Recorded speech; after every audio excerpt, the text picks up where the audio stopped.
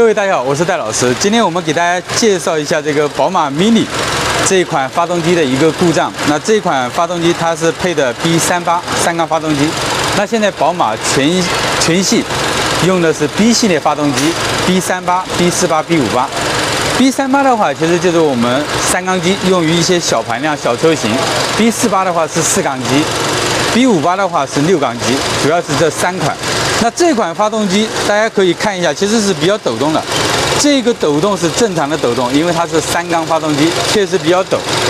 然后它的故障是什么呢？是混合气问题。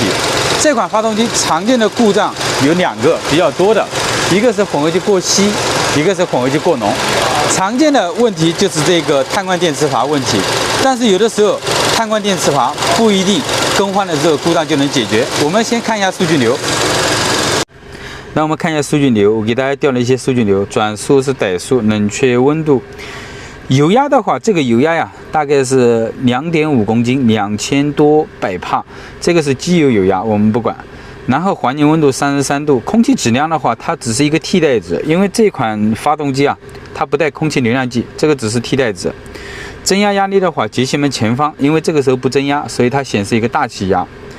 然后增压力标准值，节气门后方进气管真空，节气门后方的压力，这个是400多百帕，相当于40几千帕。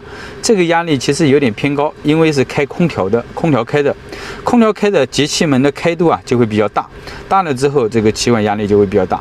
正常怠速大概在35千帕，350百帕左右，开空调的话会大一点。然后油轨压力大家注意一下，油轨压力是比较高的，正常的话这款发动机大概在100到200公斤左右，100到200公斤左右，取决于你有没有开空调，这个发动机的负荷。然后这个标准值大家可以看到，你只要看到这个标准值跟实际值是一样的，那就没有问题。然后过量空气系数，这个是我们前面讲到的，就是实际的进气量比上理论的进气量等于1，小于1的话混合气浓，大于1混合气稀。所以它其实前氧的数据啊，因为是宽频的，它没有太多的数据流给大家，只是给了一个空气过量系数，所以大家可以看过去空量系数。然后最关键的一点就是后氧的电压，大家会发现0.8伏，后面单位是电压伏，大于0.475伏的话混合气浓，所以后氧的话一直显示浓。那空燃比调节系数是什么呢？就是前氧传感器的相当于短期修正一样的一个调节系数，大于1混合气稀，小于1混合气浓。这个只是前氧的一个调节，最关键的混合气浓稀看这个混合气调教，看这个数据，这个数据是非常关键的，0.74到0.7的时候，它就会报故障代码，混合气过浓，等于1是刚刚好，小于1混合气浓，大于1混合气稀。正负0.3，在0.7的时候就会报混合气浓故障码，到1.3的时候就会报混合气稀故障代码。所以我们通过数据流可以确定这个发动机混合气是浓的。那前氧的跟后氧，我们可以踩个油门松掉，看它这个氧传感器有没有变化。如果有变化的话，说明氧传感器是没问题的。我们踩一下，大家可以看到没有？0.13呢，看到没有？它是变化的。那如果变化的话，说明我们的氧传感器是没有问题的。那我们重点检查什么呢？检查我们的油和气。那进气的话，大家可以看一下这款发动机啊，它有2个配置，一个是标准型的这种的，标准型的，还有一个是高配的。高配的话，这边会带有空气流量计，标准型的其实它不带空气流量计，正常的进气过来，然后通过这边过来到我们的这个进气管进入发动机。那大家可以看到有增压传感器和气管压力传感器这2个传感器，大家可以用烟雾发生机测一下有没有漏气，我们已经测过了，它是不漏气的。那气管压力传感器的数据啊也是正常的。你开空调的话，它大概在40左右千帕，如果不开空调大概是35左右千帕，大家注意一下。然后供油的话，其实油轨的油压呀是没问题的，因为它的标准值就那么高，你的实际值跟标准值是一一对应的，这样没有问题。那碳罐这边的话，它其实换了一个碳罐电磁阀。那为了验证这个配件是好是坏，我们可以用胶带啊，这样把这边这个管路啊直接断开，之后，我们再弄一块，我们把这个口给它堵起来，堵起来之后，这个时候就没有曲张，就没有不是曲轴箱，就是碳罐这边的蒸汽过来了。那这个时候我们就可以确定是不是这个碳罐电磁阀这边有没有问题。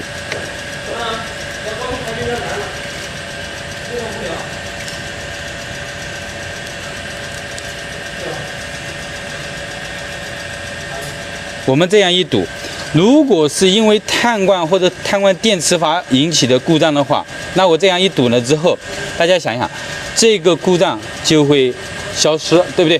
如果说不是它引起的，我堵了之后，这个故障还是会有，对不对？所以我们把它堵起来试车。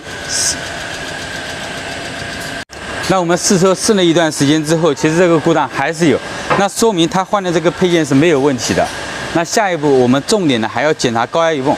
其实对于高压油泵可能是内漏，包括喷油嘴都有可能出现内漏。那怎么办呢？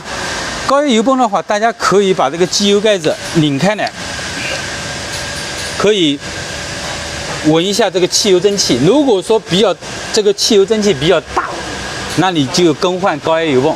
然后喷油嘴的话，我们可以把这个拆掉，用内窥镜去看一下。或者大家如果闻的不是很清楚的话，可以把机油放下来，去闻。这个车我们刚才闻了一下，它这个汽油味是比较重的，这个高压油泵肯定是有漏的，所以这个高压油泵是肯定是有问题的。然后我们再等它车冷一点，我们把喷油嘴再看一下，看看喷油嘴有没有滴漏。那我们下面用这个内窥镜看一下我们的缸内直喷的喷油嘴有没有滴漏，我们来看一下。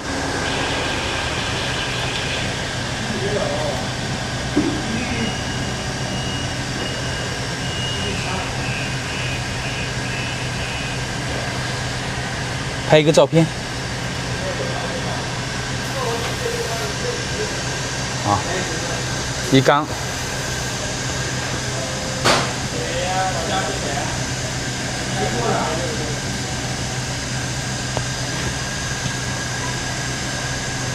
再买一个那个洗衣液，有没有这个黑胶布啊？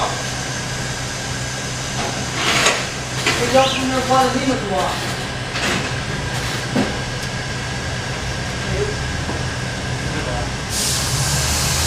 二缸。